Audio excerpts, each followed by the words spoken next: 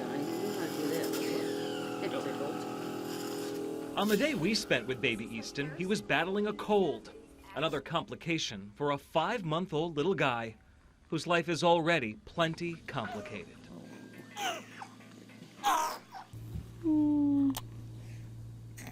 His mother Danielle and father Jared are his primary caregivers, and there is so much care to give. Epidermolysis Bullosa is the diagnosis, and it came out of nowhere.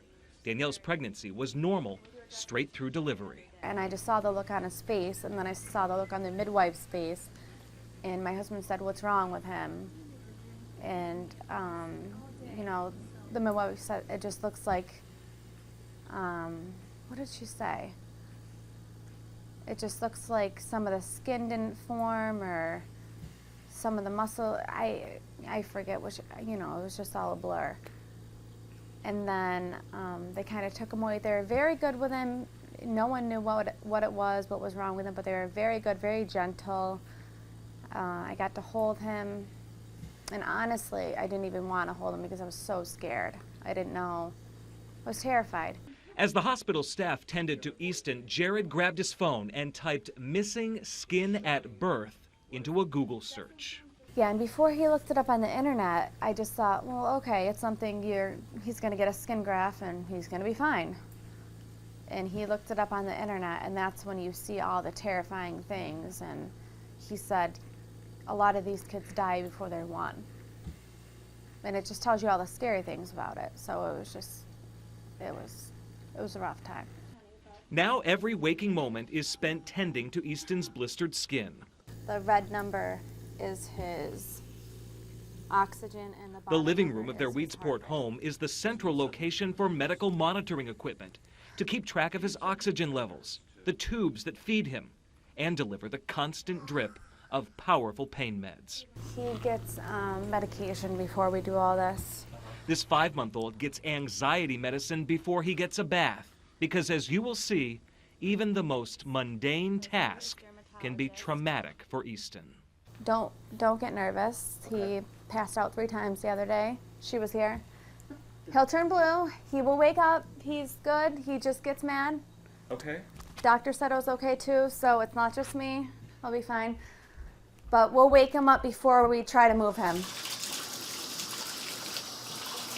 The bath is the first step in a full bandage changing, which happens every 2 days. You know, he has drainage. Back in the living room, I've noticed one more of the many cruel symptoms of Easton's condition. A smell, not overpowering, but noticeable because of his draining blisters and dead skin. He's bandaged on both arms and legs, and anyone who has seen a baby's tiny and precious little hands and feet is stunned by how Easton's look. They actually look much better because see how this is outsider, they look alarming. Yeah, you see how this on the end? The whole finger used to be like that. Okay. And this on the end right now, the only reason it's still like that is because the fingernail is in the dead skin. So it's much harder to get off. You can't just peel it off because it's a lot, you know, it's a lot harder. Oh, but they look much better. They used to be very hard. Deformed hands and feet are common for EB children. Their bodies spend so much time fighting infection, they actually forget to do other important things, like grow. So I'll lift him and Jared will get his back.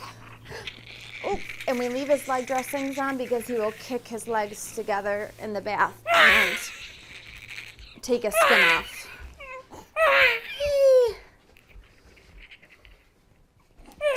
Mommy does not have you in the right position.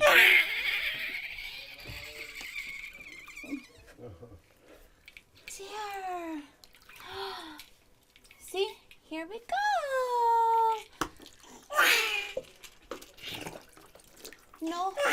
No blue baby. No blue baby. Not in the bath. No blue baby. No blue baby. There you go.